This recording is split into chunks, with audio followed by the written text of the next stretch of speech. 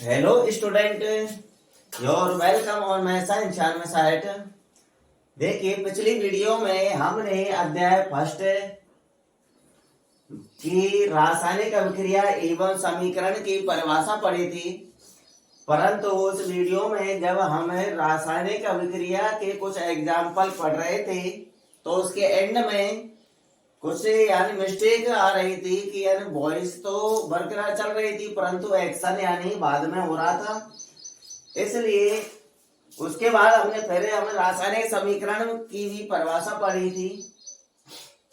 तो रासायनिक समीकरण की जब हमने परिभाषा पढ़ी थी तो उसमें तो पूरी में ही बिल्कुल मिस्टेक थी, परंतु आपने कमेंट करके बताया नहीं कि इस वीडियो के अंदर कुछ प्रॉब्लम है। एक स्टूडेंट ने बताया था बस। इसलिए मैं इन रासायनिक अभिक्रिया और रासायनिक समीकरण की परिभाषा को इसमें दोबारा बता रहा हूं। तो ये ध्यान रहना चाहिए कि आपका अध्याय फर्स्ट का नाम है रासायनिक अभिक्रिया एवं समीकरण। क्या है? रासायनिक अभिक्रिया एवं समीकरण। तो सबसे पहले हमको रासायनिक अभिक्रिया की परिभाषा पढ़नी होगी कि रासायनिक अभिक्रिया क्या होता है। जिन स्टूडेंट ने पिछली वीडियो देखी है उसमें भी आपने पढ़ लिया होगा रासायनिक अभिक्रिया की परिभाषा, और इसमें भी पढ़ लीजिए, दोबारा रिवीजन हो जाएगा आपका।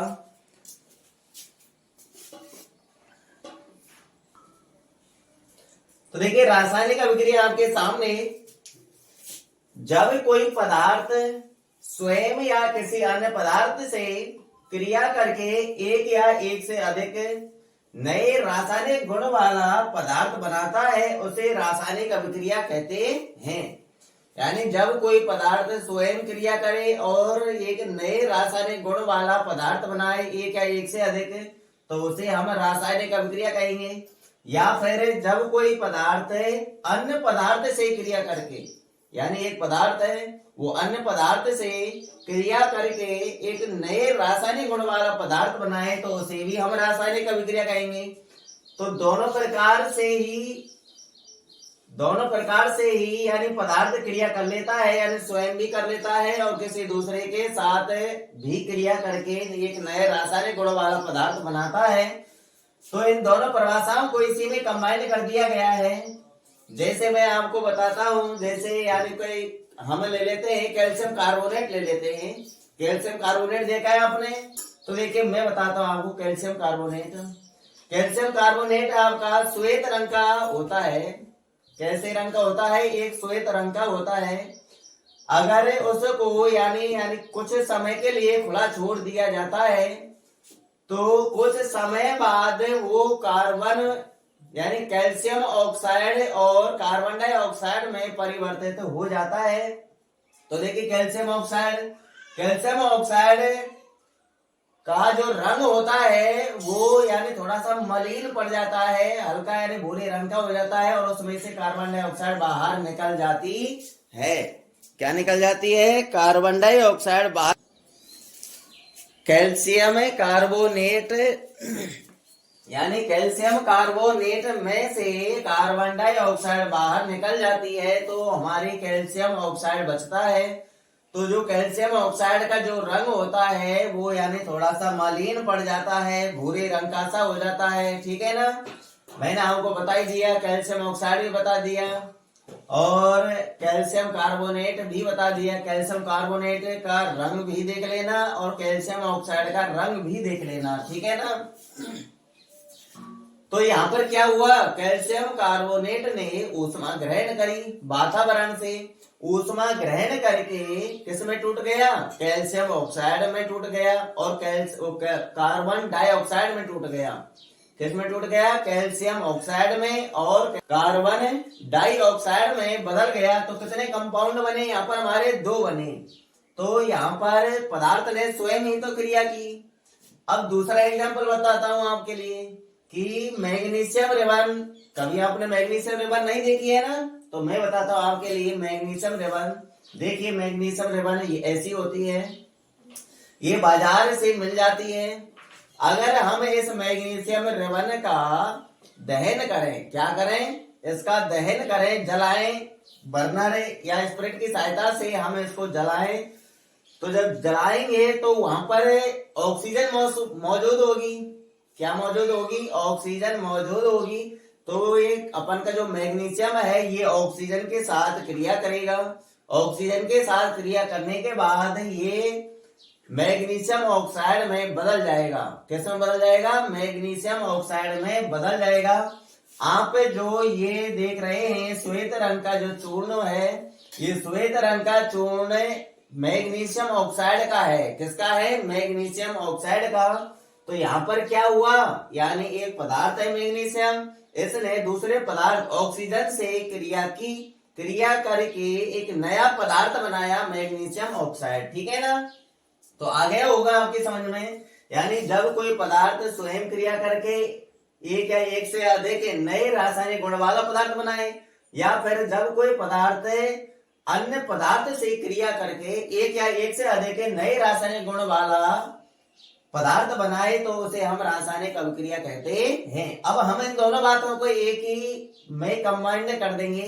यानी जब कोई पदार्थ स्वयं या किसी अन्य पदार्थ से क्रिया करके एक या एक से अधिक नए रासायनिक गुण वाला पदार्थ बनाए, तो उसे हम रासायनिक अभिक्रिया कहते हैं। जैसे में देखिए, जैसे मैं आपको बताता हूं, आपका दिमाग ये सोच रहा होगा कि ऐसे कुछ एग्जाम्पल बताइए कि जिनमें रासायनिक अभिक्रिया हुई है। तो देखते रहिए बोर्ड पर कुछ एग्जाम्पल। तो देखिए एग्जाम्पल आपके सामने है।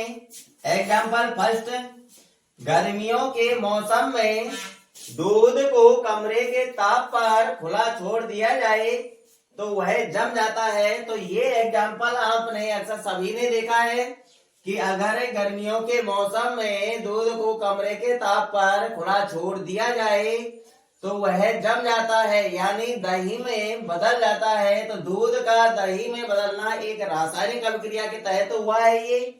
दूसरा एग्जाम्पल देखिए, लोहे की कील को, ये भी एग्जाम्पल आपने देखा है कि लोहे की कील को, यानी लोहे की वस्तु होनी चाहिए कोई भी, तो लोहे, मैंने यहाँ पर कील ले लिए।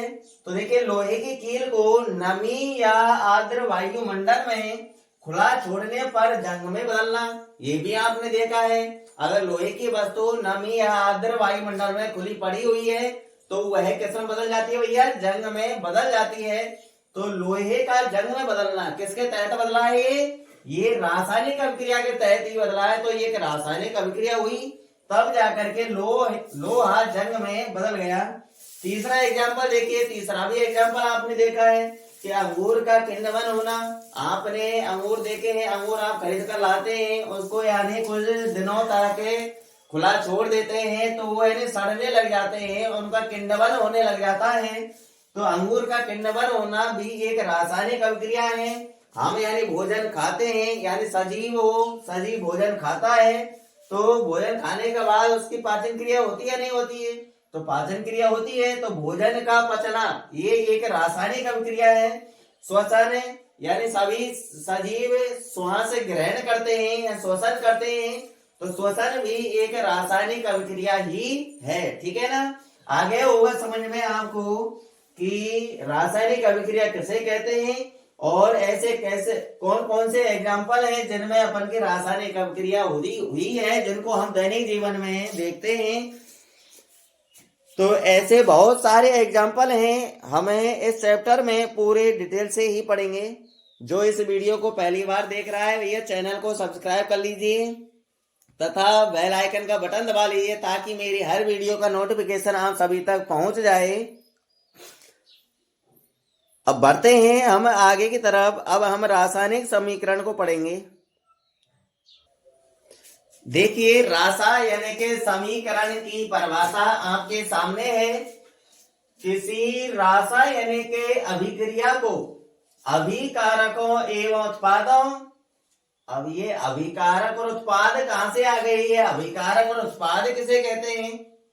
तो देखिए इनके बारे में आपको बताऊंगा। वैसे यहाँ पर मुजवानी आपको सुना देता हूं कि अभिक्रिया में भाग लेने वाले पदार्थों को हम अभिकारक या क्रियाकारक कहते हैं, तथा अभिक्रिया होने के उपरांत जो हमको पदार्थ प्राप्त होते हैं उनको हम उत्पाद या फिर हमें क्रिया फल कहते हैं। ठीक है ना। तो देखिए किसी रासायनिक अभिक्रिया को अभिकारकों एवं उत्पादों के प्रतीक तथा अप्रतीक क्या होता है कि भैया आपने यानी किसी पदार्थ की 3 अवस्था पढ़ी है, ठोस, द्रव, गैस। तो वो इसके क्या है, प्रतीक हैं। तो यहाँ पर हम एक अवस्था और पढ़ेंगे जो जलीय विलयन होता है। जलीय विलयन के लिए हम एक क्यू का प्रयोग करेंगे। एक क्यू का मतलब होता है एक्वाटिक। ठीक है ना। तो यानी ठोस के लिए हमें, चलो यहां बता देता हूं, ठोस के लिए हम एस का प्रयोग करेंगे। द्रव के लिए हम एल का प्रयोग करेंगे, लिक्विड। ठोस के लिए एस यानी सॉलिड। और गैस के लिए हम जी का प्रयोग करेंगे, गैस। और जो विलयन जलीय है, क्या है, जलीय है। जो विलयन जलीय, अब जलीय क्या होता है, यानी किसी पदार्थ को जल में घोला जाता है। तो जल में घोलने पर जो विलयन बना है उससे विलयन को हम जलीय विलयन बोलते हैं। ठीक है ना। तो जलीय विलयन को हम एक क्यू से प्रदर्शित करेंगे। एक क्यू का मतलब होता है एक्वाटिक। क्या होता है, एक्वाटिक होता है। तो आगे होगा समझ में, मिटा देता हूं। तो ये ही प्रतीक है, क्या है, प्रतीक। तो अभिकारकों एवं उत्पादों के प्रतीक तथा रासायनिक सूत्रों के द्वारा प्रदर्शित करना रासायनिक समीकरण कहलाता है। अब ये रासायनिक सूत्र क्या होता है, जैसे हमने एक अभिक्रिया के बारे में पढ़ा था कि मैग्नीशियम के रिबन को अगर जलाया जाए तो वह ऑक्सीजन से क्रिया करके मैग्नीशियम ऑक्साइड का निर्माण करता है। तो यह मैग्नीशियम का रासायनिक सूत्र होता है Mg। तो ये है इनके रासायनिक सूत्र। ऑक्सीजन का रासायनिक सूत्र होता है O2। तो ये ऑक्सीजन का रासायनिक सूत्र है। तो इन दोनों ने आपस में क्रिया की। क्रिया करेंगे तो प्लस का चिन्ह लगाएंगे हम। क्रिया करने के बाद जो पदार्थ हमको प्राप्त होगा तो इनके बीच में हमको तीर का चिन्ह लगाना है, अभिकारक और उत्पाद के बीच में। और तीर का सरा उत्पाद की तरफ होता है। तो क्या प्राप्त होगा भैया, हमको मैग्नीशियम ऑक्साइड प्राप्त होगा। क्या होगा, मैग्नीशियम ऑक्साइड। तो मैग्नीशियम ऑक्साइड का रासायनिक सूत्र क्या है, MgO है। तो अब तो आगे होगा समझ में, यानी ये इनके रासायनिक सूत्र हैं। क्या है, रासायनिक सूत्र। तो इस अभिक्रिया, देखो इस समीकरण की परिभाषा को हम दोबारा पढ़ लेते हैं। किसी रासायनिक अभिक्रिया को, ये रासायनिक अभिक्रिया है, रासायनिक अभिक्रिया को ये अभिकारक है, अभिकारकों एवं उत्पादों के प्रतीक, यानी ये ठोस है, द्रव है, गैस है, इस प्रकार से दर्शाना है। तो मैग्नीशियम एक ठोस है, आपने देखा। ऑक्सीजन क्या होती है, गैस होती है। और ये मैग्नीशियम ऑक्साइड, तो ये आपको एक चूर्ण प्राप्त होता है, राख, वो भी एक ठोस ही है। क्या है, ठोस है। तो इसके लिए भी हम इसका प्रयोग करेंगे। तो ये तो हो गए प्रतीक, अभिकारकों एवं उत्पादों के प्रतीक तथा रासायनिक सूत्रों के द्वारा प्रदर्शित करना। अब हमने ये प्रदर्शित कर दिया नहीं रासायनिक अभिक्रिया को कि मैग्नीशियम और ऑक्सीजन क्रिया करके मैग्नीशियम ऑक्साइड का निर्माण कर रही है। ठीक है ना। आ गया होगा समझ में। यानी किसी रासायनिक अभिक्रिया को अभिकारकों एवं उत्पादों के प्रतीक, क्या है, प्रतीक, प्रतीक तथा रासायनिक सूत्रों के द्वारा प्रदर्शित करना क्या कहलाता है, रासायनिक समीकरण कहलाता है। जैसे में आप यहाँ पर इस अभिक्रिया को देख सकते हैं, लिख सकते हैं। ठीक है ना। तो यहाँ पर मैग्नीशियम ने ऑक्सीजन से क्रिया की और ऑक्सीजन से क्रिया करके मैग्नीशियम ऑक्साइड का निर्माण किया। अब इसको हम संतुलित कर लेते हैं। संतुलित करना मैं आगे बताऊंगा आपको। तो यहाँ पर ऑक्सीजन 2, यहाँ पर 1, तो 2 इधर लगा देंगे, मैग्नीशियम 2 हो गए, यहाँ 2 लगा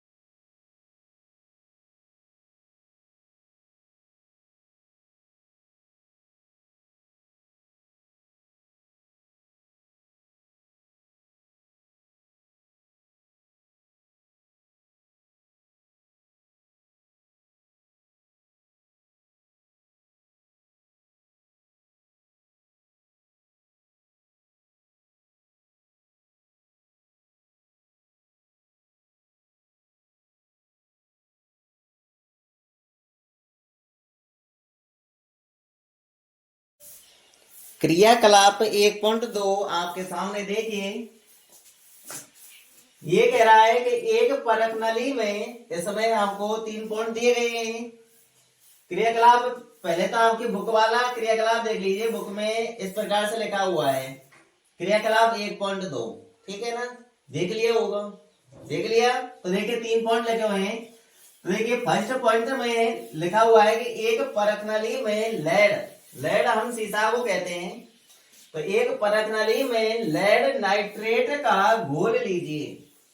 तो देखिए लेड नाइट्रेट आपने यही देखा, तो लेड नाइट्रेट दिखने में ऐसा लगता है, देख लिया, श्वेत रंग का होता है। तो लेड नाइट्रेट का घोल लेना है। घोल कब बनेगा? जब इसे लेड नाइट्रेट को हम जल में मिला देंगे तो क्या बन जाएगा? ये घोल बन जाएगा। तो घोल बनने के बाद आपको यह एक पानी की तरह नजर आएगा। आप देखेंगे तो ये पानी की तरह ही लगेगा, कि ऐसा लगेगा इसमें कुछ नहीं है, पानी है। अब दूसरा पॉइंट देखिए, तो लेड नाइट्रेट का घोल बनाना है पानी में, ठीक है ना। अब दूसरा पॉइंट है, इसमें पोटेशियम आयोडाइड का घोल मिला दीजिए। अब आपने पोटेशियम आयोडाइड भी नहीं देखा होगा, तो देखिए पोटेशियम आयोडाइड आपके सामने देख लीजिए।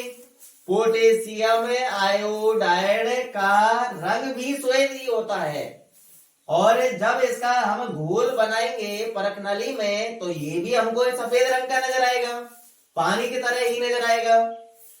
तो देखिए पोटेशियम आयोडाइड का घोल मिला लेना है। अब क्या करना है? इन दोनों को कंबाइंड करना है, इन दोनों के बीच में अभिक्रिया करानी है, लेड नाइट्रेट और पोटेशियम आयोडाइड के बीच। तो देखिए अभिक्रिया कराने के बाद आपको इस प्रकार से नजर आएगा, देख लीजिए, आया तो समझ में? तो देखिए हमारे समझ में क्या आया भैया, लेड नाइट्रेट और पोटेशियम आयोडाइड के घोल को जब मिलाया जाता है एक परख नली में, दोनों को मिक्स किया जाता है, तो एक उसमें सफेद पीले रंग का पदार्थ बनता है। क्या बनता है? एक पीले रंग का पदार्थ बनता है जो उसकी तली में बैठ जाता है।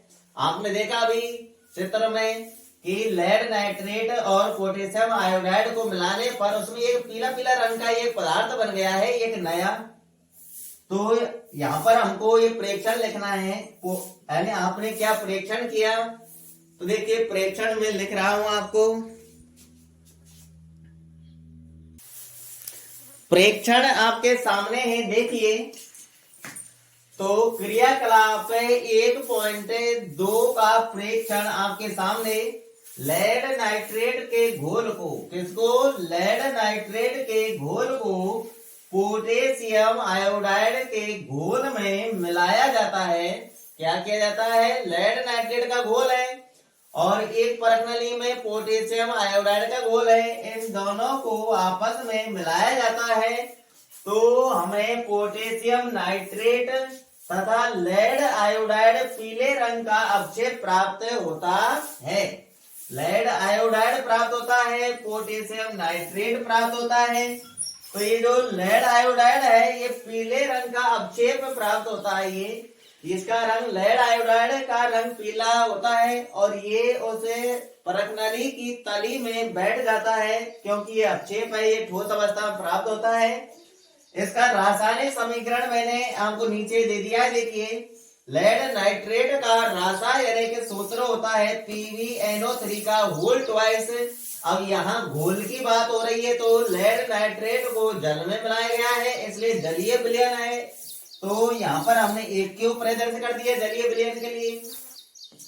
और ये आपका पोटेशियम आयोडाइड है, पोटेशियम आयोडाइड का रासायनिक सूत्र Ki होता है। क्या होता है? Ki।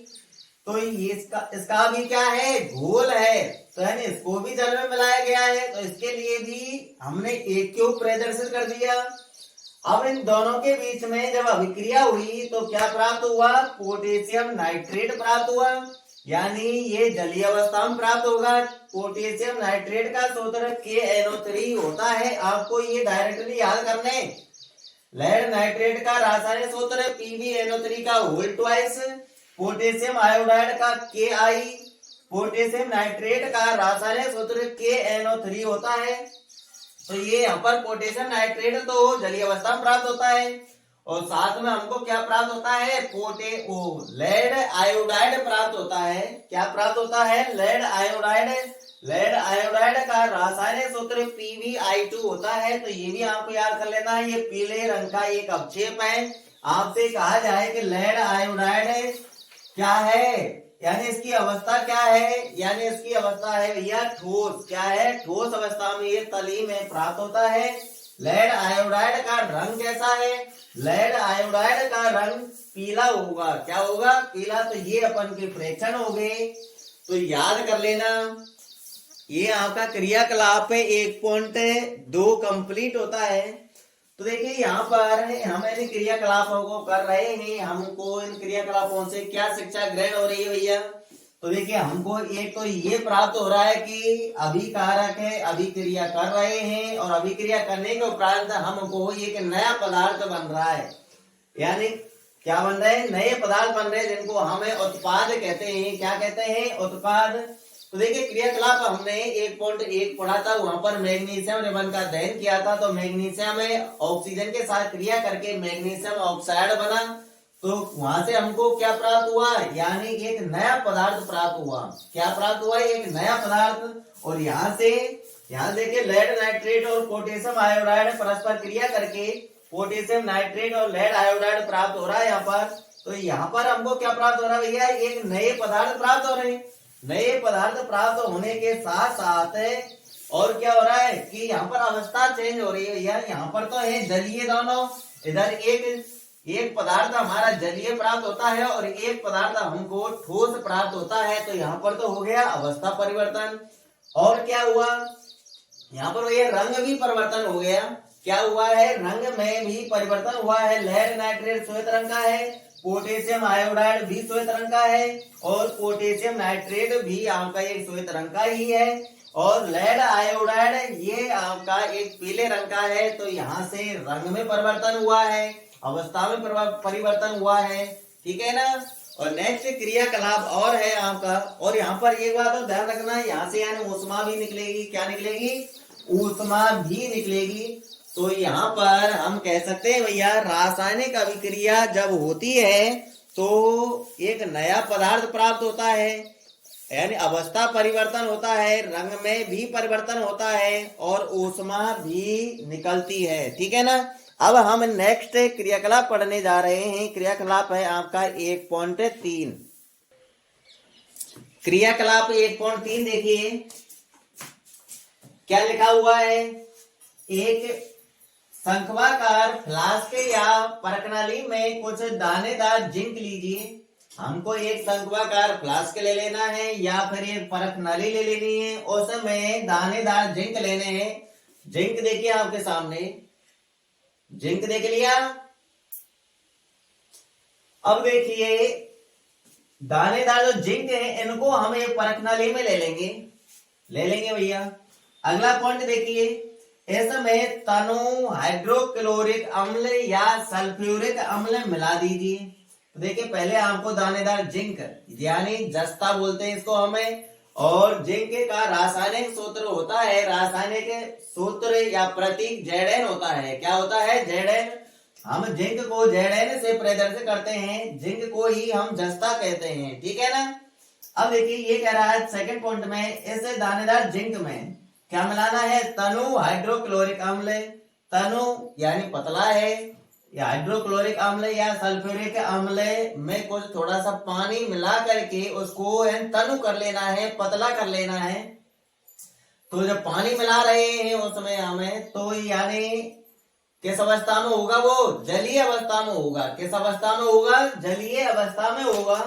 अब देखिए हाइड्रोक्लोरिक अम्ल, तो हाइड्रोक्लोरिक अम्ल का रासायनिक सूत्र होता है HCl। क्या होता है, HCl।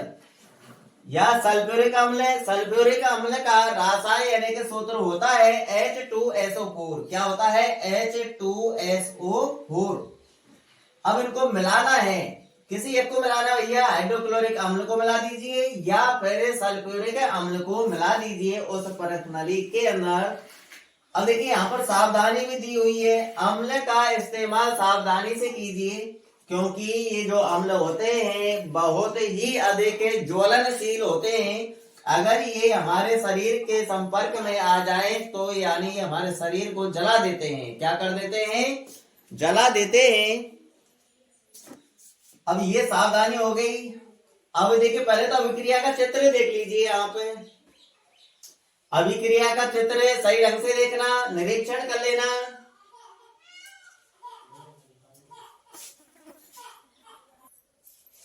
देख लिया चित्र आपने? तो देखिए अगला पॉइंट क्या कह रहा है, क्या जस्ते के दानों के आसपास कुछ होता दिखाई दे रहा है? चित्र में आपने देखा होगा कि दानेदार जिंक के आसपास से एक गैस के बुलबुले निकल रहे हैं। क्या निकल रहे हैं? गैस के बुलबुले। तो ये किस गैस के बुलबुले हैं आपको मैं बता देता हूँ, ये हाइड्रोजन गैस के बुलबुले हैं। किस गैस के हैं? ये हाइड्रोजन गैस के बुलबुले हैं। अगला पॉइंट देखिए क्या कह रहा है, शंक्वाकार फ्लास्क या परखनली को स्पर्श कीजिए और क्या इसके तापमान में कुछ परिवर्तन हुआ है?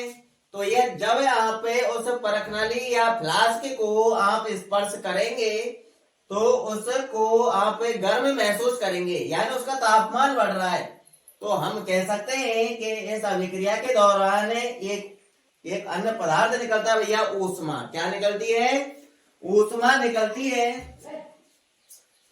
तो देखिए अब हमें प्रेक्षण लिखने जा रहे हैं। प्रेक्षण मैंने आपको वैसे बता दिए हैं, फिर भी लिख लेते हैं। एक रासायनिक समीकरण भी लिखना है हमको।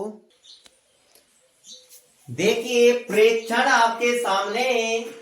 जो हमने ये क्रियाकलाप अभी देखा था 1.3, उसके अंदर क्या क्या हुआ कि इस अभिक्रिया के दौरान हाइड्रोजन गैस निकल रही है। जो हमने वो बुलबुले देखे थे दानेदार जिंक के पास, तो वो बुलबुले हाइड्रोजन गैस के ही थे। तो इस अभिक्रिया के दौरान एक तो हाइड्रोजन गैस निकल रही है। दूसरी बात क्या है, देखिए शंक्वाकार फ्लास्क को स्पर्श करने पर पता चलता है कि फ्लास्क गर्म हो रहा है। जब हम उस परखनली को या फ्लास्क को स्पर्श करेंगे तो हमको पता चलेगा कि वो फ्लास्क यानी वो पात्र गर्म हो रहा है। तो भैया यहाँ से यानी गैस का निष्कासन भी हो रहा है और क्या हो रहा है, इसके तापमान भी बढ़ रहा है, यानी ऊष्मा भी उत्सर्जित हो रही है। क्या उत्सर्जित हो रही है? ऊष्मा उत्सर्जित हो रही है। अब इसका रासायनिक सूत्र ये है, ये दानेदार जिंक है यानी ठोस अवस्था में, ये तनु सल्फ्यूरिक अम्ल है आपका। तो ये तनु है यानी इसमें पानी मिला करके इसको थोड़ा सा पतला किया गया है, इसलिए जलीय है, इसलिए एक्यू का प्रयोग करेंगे। जिंक ठोस है इसलिए सॉलिड एस का प्रयोग करेंगे। एक्यू मतलब एक्वाटिक होता है। ये दोनों आपस में अभिक्रिया करके ZnSO4 यानी सल्फेट के साथ अभिक्रिया कर लेगा तो ये ZnSO4 बनाएगा। ये ZnSO4 आपका जिंक सल्फेट है। क्या है? जिंक सल्फेट है। ये जलीय अवस्था में प्राप्त होगा, क्यों घुल जाएगा ये उसमें जल में। यानी जिंक और तनु सल्फ्यूरिक अम्ल ये आपस में मिल जाएंगे, जलीय अवस्था में प्राप्त होंगे तो जिंक सल्फेट प्राप्त होगा। जिंक सल्फेट का सूत्र याद कर लेना ZnSO4 और साथ में क्या प्राप्त हो रहा है? Hydrogen gas. क्या प्राप्त हो रही है? हाइड्रोजन गैस प्राप्त हो रही है। ठीक है ना? अब इन सभी तीनों अभिक्रियाओं से हमको क्या ज्ञान मिला भैया? हमको ज्ञान मिला कि रासायनिक अभिक्रिया के दौरान एक नया पदार्थ बनता है। एक नहीं, एक या एक से अधिक नए पदार्थ बनते हैं और अन्य अवस्था में परिवर्तन होता है, रंग में भी परिवर्तन होता है और क्या होता है? गैस का निष्कासन होता है और क्या होता है भैया? यानी ऊष्मा भी उत्सर्जित होती है। तो भैया ये क्रियाकलाप इसीलिए आपको बताए गए हैं ताकि हमको पता चल जाए कि रासायनिक अभिक्रिया के दौरान क्या क्या परिवर्तन होते हैं। तो जो मैंने बताए ये सभी परिवर्तन होते हैं रासायनिक अभिक्रिया के दौरान। तो देखिए इन परिवर्तनों को हम एक बार नोट कर लेते हैं। तो देखिए रासायनिक अभिक्रिया के दौरान होने वाले परिवर्तन क्या क्या होते हैं। देखिए फर्स्ट पॉइंट है एक या एक से अधिक नए पदार्थ का बनना। जब रासायनिक अभिक्रिया होती है तो हमको एक या एक से अधिक नए पदार्थ देखने को मिलते हैं, नए पदार्थ बनते हैं। सेकंड पॉइंट, अवस्था परिवर्तन, यानी उनकी अवस्था में भी परिवर्तन हमको देखने को मिल सकता है, यानी ठोस, द्रव, गैस, जलीय, इस प्रकार से अवस्था भी परिवर्तन हो सकता है। तीसरा पॉइंट, रंग परिवर्तन, रंग में भी परिवर्तन हो सकता है। चौथा पॉइंट, ऊष्मा का निकास या उत्सर्जन, यानी अभिक्रिया के दौरान ऊष्मा का निकास भी हो सकता है, यानी निकास को उत्सर्जन बोलते हैं, ऊष्मा का उत्सर्जन भी होता है। तो यह हमें इन प्रेक्षणों को देख करके हम अनुमान लगा सकते हैं कि ये रासायनिक अभिक्रिया हुई है। ठीक है ना। यानी कोई से के दिमाग में ये आ रहा होगा कि हमको पता कैसे चलता है कि रासायनिक अभिक्रिया हुई है या नहीं हुई।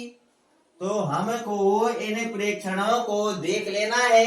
इन प्रेक्षणों में से कोई ना कोई प्रेक्षण तो आपके सामने होगा ही होगा, यानी एक नया पदार्थ बनेगा, उनकी अवस्था में भी परिवर्तन हो सकता है, रंग में भी परिवर्तन हो सकता है, ऊष्मा का उत्सर्जन भी हो सकता है। तो हम इन प्रेक्षणों को देख करके बता सकते हैं कि वास्तव में एक रासायनिक अभिक्रिया हुई है। ठीक है ना। आज के लिए इतना ही काफी है। अब हम नेक्स्ट वीडियो में मिलेंगे, इससे अगले पॉइंटों को लेकर के हमको पूरा चैप्टर कवर करना है। अगर वीडियो आपको अच्छी लगी हो तो वीडियो को लाइक कर दीजिए, शेयर भी कर दीजिए। ठीक है ना। और अपने आस पड़ोस में भी शेयर कर देना, अपने साथियों को बता देना इस चैनल के बारे में। और जो विद्यार्थी इस वीडियो को पहली बार देख रहा है भैया, अगर है उसको 2025 बोर्ड के एग्जाम तक मेरे साथ बिल्कुल फ्री में पढ़ना है, गणित और विज्ञान का पूरा कोर्स, तो ये चैनल को सब्सक्राइब कर लीजिए और बेल आइकन का बटन दबा लीजिए ताकि मेरी हर वीडियो का नोटिफिकेशन आप सभी तक पहुंच जाए। जब तक के लिए ऑल द बेस्ट।